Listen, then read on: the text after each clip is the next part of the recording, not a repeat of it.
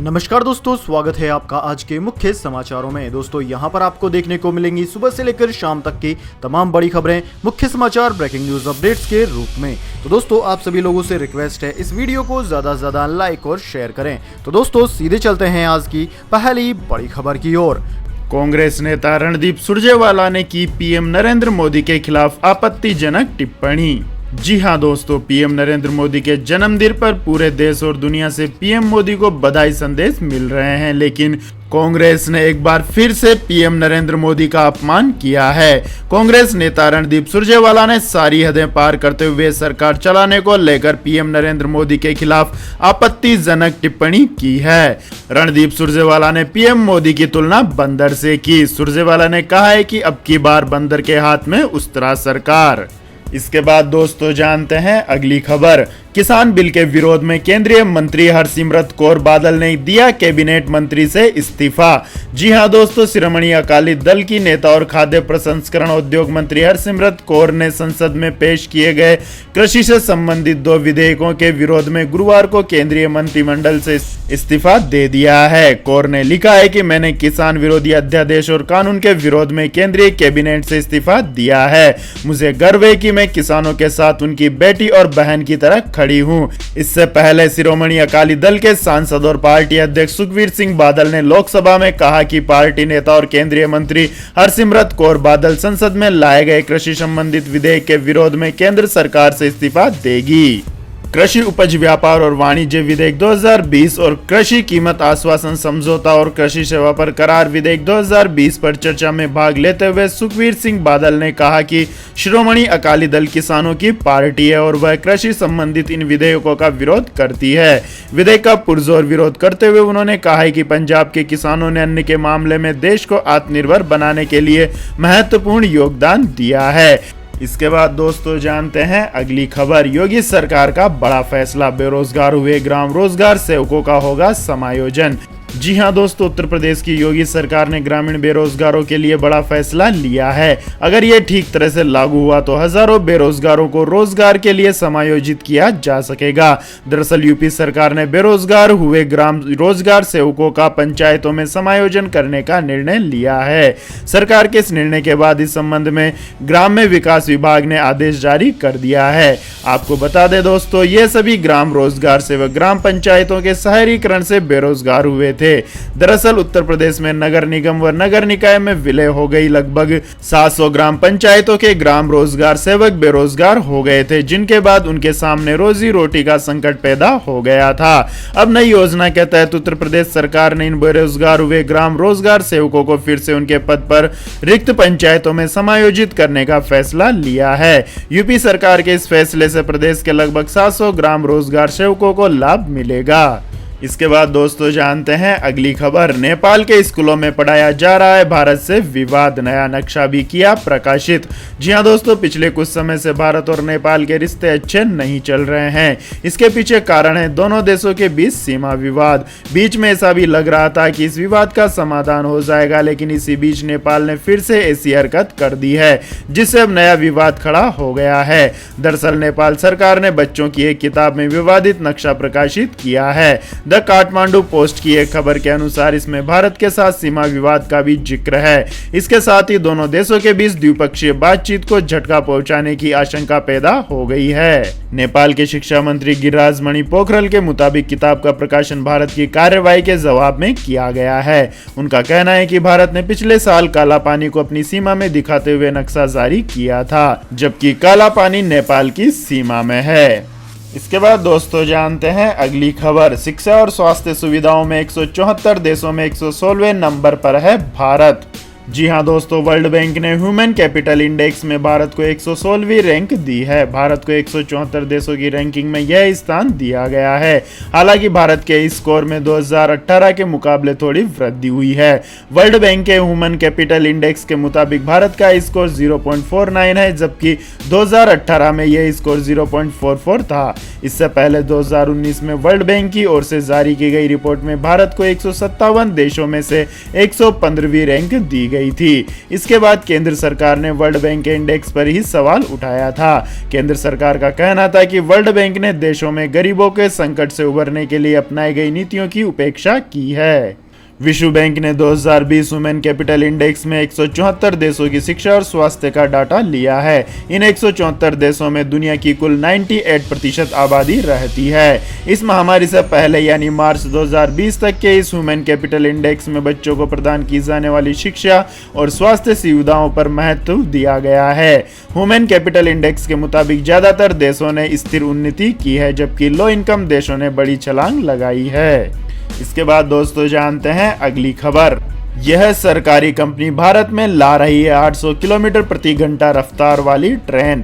जी हां दोस्तों, सार्वजनिक क्षेत्र की भारत हेवी इलेक्ट्रिकल्स लिमिटेड ने मैग्लेव ट्रेन को भारत में लाने के लिए स्विस रैपिडी एजी के साथ गठजोड़ किया है। मैग्लेव ट्रेन का मॉडल मध्य प्रदेश के इंदौर में राजा रामन्ना प्रगत प्रौद्योगिकी केंद्र ने फरवरी 2019 में तैयार किया था। केंद्र के वैज्ञानिक RN शिंदे ने 50 लोगों की टीम के साथ मैग्लेव ट्रेन के मॉडल को 10 साल की कड़ी मेहनत से तैयार किया था। इसमें ट्रेन मैग्नेटिक फील्ड की सतह पर चलती दिखी। बताया जा रहा है कि यह ट्रेन 800 किलोमीटर प्रति घंटे की रफ्तार से दौड़ सकती है। फिलहाल यह ट्रेन जापान और चीन में ही चलती है। भेल ने कहा है कि शहरी परिवहन में अपनी पहुंच बढ़ाने के लिए उसने स्विस रैपिडी एजी के साथ समझौता किया है। इसके तहत कंपनी मैग्लेव ट्रेन को भारत लाएगी। ये ट्रेन पटरी पर दौड़ने के बजाय हवा में रहती है। इसके लिए ट्रेन को मैग्नेटिक फील्ड की मदद से नियंत्रित किया जाता है, इसलिए इसका पटरी से कोई सीधा संपर्क नहीं होता। ये ट्रेन 500 से 800 किमी प्रति घंटे की रफ्तार से दौड़ सकती है। भेल ने कहा है कि यह समझौता पीएम नरेंद्र मोदी के मेक इन इंडिया और आत्मनिर्भर भारत अभियान को ध्यान में रखकर किया गया है। इसके बाद दोस्तों जानते हैं अगली खबर। इस महामारी में गरीबों का संबल साबित हुआ आयुष्मान भारत। 29,000 लोगों का हुआ मुफ्त इलाज।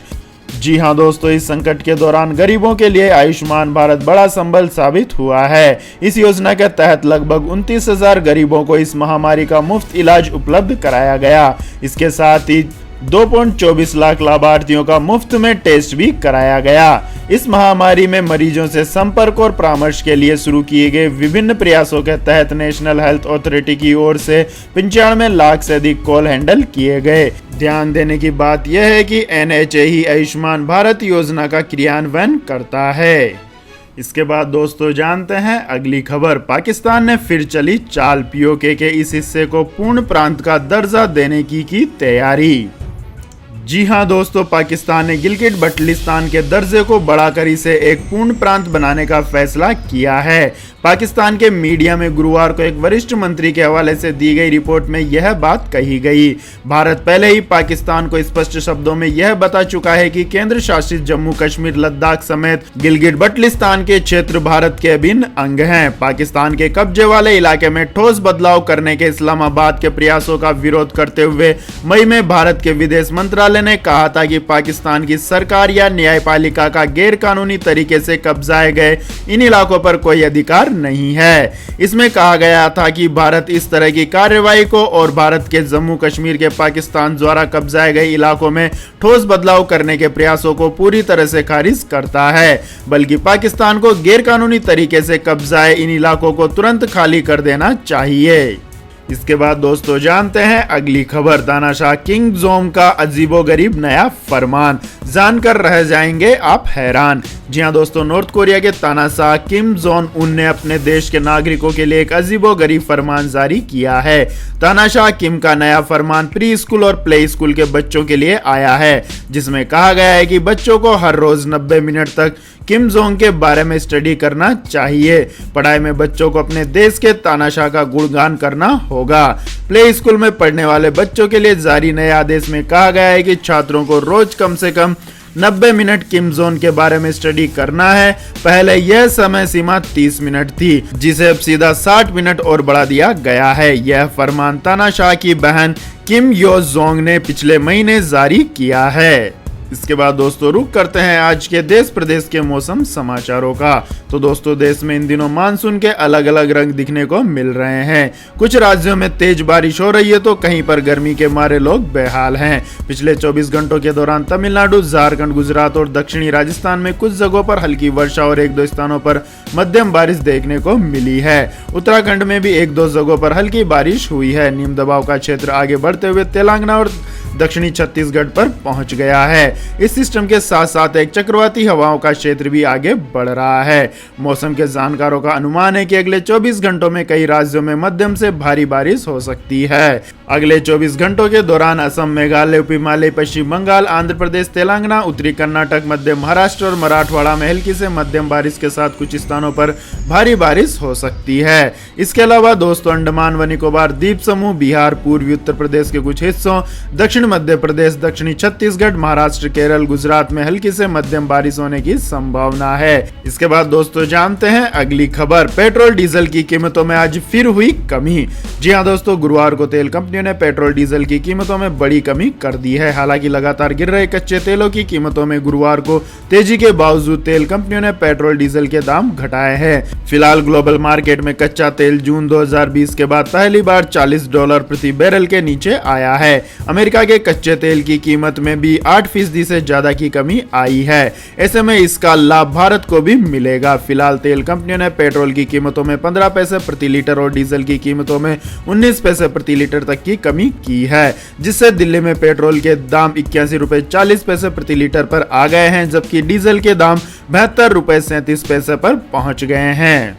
इसके बाद दोस्तों जानते हैं अगली खबर। चीन में अब निजी कंपनियों के पीछे पड़े शी जिनपिंग, ऐसे बढ़ा रहे हैं सीसीपी का प्रभाव। जी हां दोस्तों, चीन की कम्युनिस्ट सरकार निजी क्षेत्र को पूरी तरह से अपने नियंत्रण में करना चाहती है। सरकार ने प्राइवेट सेक्टर के लिए नई गाइडलाइन जारी की है। साथ यूनाइटेड फ्रंट की भूमिका का भी विस्तार किया है। यूनाइटेड फ्रंट सरकार का ऐसा विभाग है जिसे कम्युनिस्ट पार्टी के प्रभाव को बढ़ाने के लिए डिजाइन किया गया है। राष्ट्रपति शी जिनपिंग चाहते हैं कि निजी क्षेत्र उनकी पार्टी के हिसाब से काम करे, इसलिए निजी उद्यमों में पार्टी सेल स्थापित करने को कहा गया है। हालांकि चीन काफी पहले से ये करता आ रहा है, लेकिन अब सरकार इसे ज्यादा सख्ती से अमल में लाना चाहती है।